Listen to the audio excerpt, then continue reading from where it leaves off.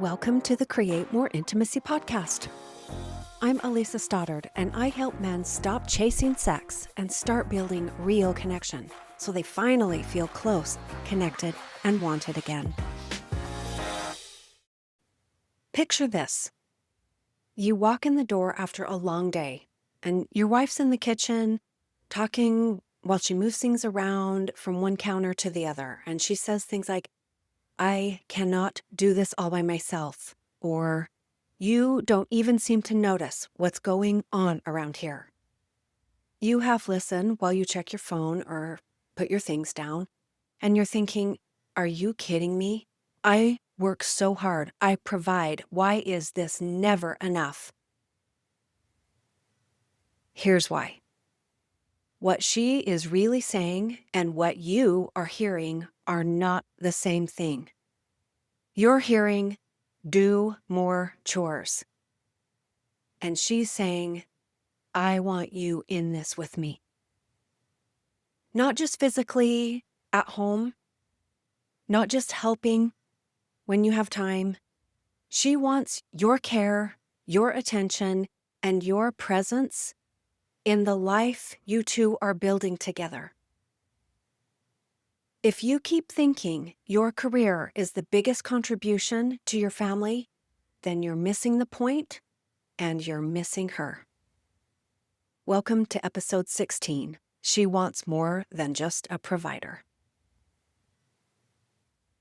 When a woman says that she wants help at home, most men hear it as a to-do list, like do the dishwasher or take out the trash or pick up the kids or provide. But I want you to know that this isn't just about checking boxes. It's about caring enough to know what's going on in this shared life that you are building together. It's about asking and understanding what is on her plate, what she needs from you, but not making her necessarily have to spell everything out for you. You need to show up in the planning and the decision-making part because that's how you have a shared life together. Sure, you will plan and you will decide things together, like when and how you spend money, or how you're going to handle a neighbor's complaint, or whether your teen's new friend is a good influence. But I want you to understand that she is really asking you for partnership, not just assistance. You aren't there just to tick tasks off the list. Honestly, those tasks can be done by people who get paid. Here's what I want you to understand and that most men miss. When you only show up for the big things like fixing the car, a broken fence, or handling some kind of crisis, you are then absent for all of the millions of small moments in between. And those are the ones that build connection. Those are the things that make her feel seen and like this is a partnership. When she asks you for help, here's something to reflect on. I'm going to give you things to reflect on all throughout this episode. Here's the first one.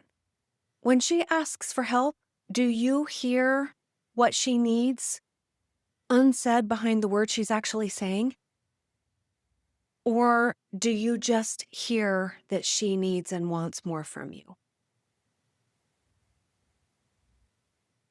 From the time that boys are young, they are often taught that their value comes from producing and protecting and providing. And that message is reinforced everywhere in society. It's on TV shows where the dad works but is really absent-minded and clueless at home. We see in sports how it praises winners for grit and their stick-to-itiveness. In the business world, men are rewarded for long hours and some exorbitant amount of hustle. So it makes sense that men pour themselves into work believing that that's what makes them good husbands and fathers. It's everywhere. But in today's marriages, modern marriages where most women also work and contribute financially. That's only part of the job. You providing is only part of the job. Now, here's where it gets tricky. Many men avoid asking what is needed from them of their partners. Many men avoid asking, what do you really need from me? Why? Because they don't want to hear the answer. The dynamic in their relationship is such that they brace for a list of criticisms and places that they already feel like they're failing. So they know how to stay out of that danger zone for sure. The problem, while that avoidance helps temporarily, it does not protect your relationship. In fact, it makes it worse. I know you think you're keeping the peace, but what you are really doing is letting that distance grow between the two of you. Here's the next reflection. When was the last time you asked her, what's one thing that I could take off your plate? If the answer is never, then what's stopping you? Now, I'm going to add something deeper here. If you ask her what you could take off her plate, it puts the pressure on her to then tell you. And it doesn't actually take it off her plate, because then she might have to follow up with you, or she has to monitor it, or she has to come up with it. Pro tip would be that you just take things off the plate. Like, you notice such and such needs to happen. I'm going to go ahead and take care of this. Is there anything you want me to know before I do blah, blah, blah that's already named, that you've already defined and you can describe to her? Now, in my own marriage, my husband wasn't really socialized to show up, like many men, for roles like in the home and for kids. But he did take providing and protecting extremely seriously. And like a lot of couples, we both fell into the social norms, believing that jobs outside the home were his and things inside the home were mine. Now, fortunately or unfortunately, I'm really resourceful. For example, when I was growing up, my dad taught me to give my very first car a tune-up and set the timing before I was even allowed to drive it. And because of those lessons, I've always believed that I could figure things out. So I did. This meant that I made the appointments, that I handled the repairs, and I actually did a lot of them in our home. I solved problems before they even reached my husband's radar. Now, he worked long hours, and it was good that I carried all of that. But the bottom line is that because of the long hours, I carried all of the rest. Because my kids were from my first marriage, my husband took more of a back seat in the disciplining of the kids when they were younger. That's common in second marriages. Where my husband did shine was with my sons as teenagers.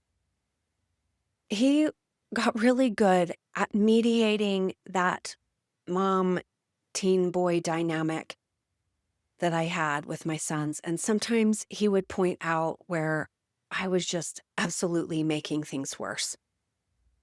I was making it worse because in the back of my mind, I was super worried about how I looked as a mom and how their actions were somehow a reflection of me and my job as a mom.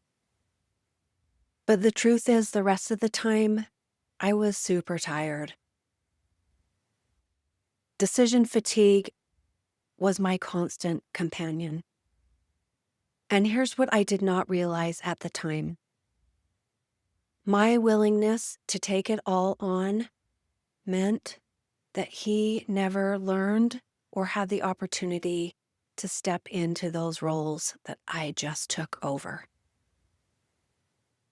And not only was that a loss for me, it was a loss for him and for the kids, because it kept him from being interwoven into the fabric of our everyday lives.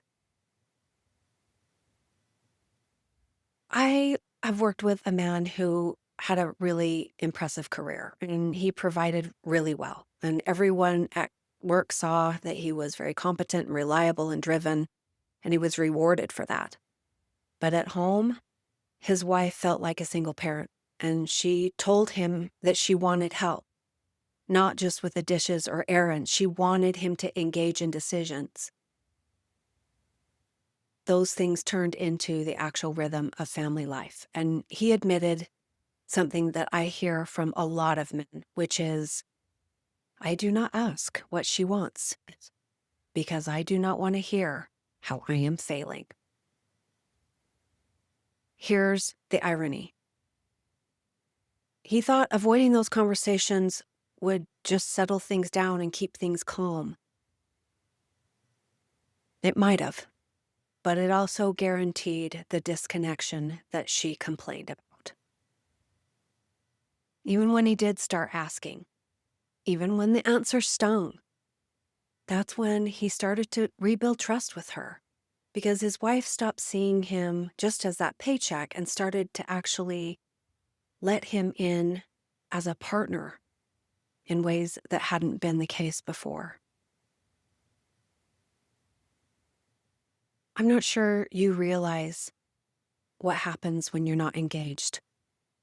When you don't know your kid's schedule, when you don't know how your wife is handling the budget, or when you're not part of everyday choices, you're not just skipping chores around the house.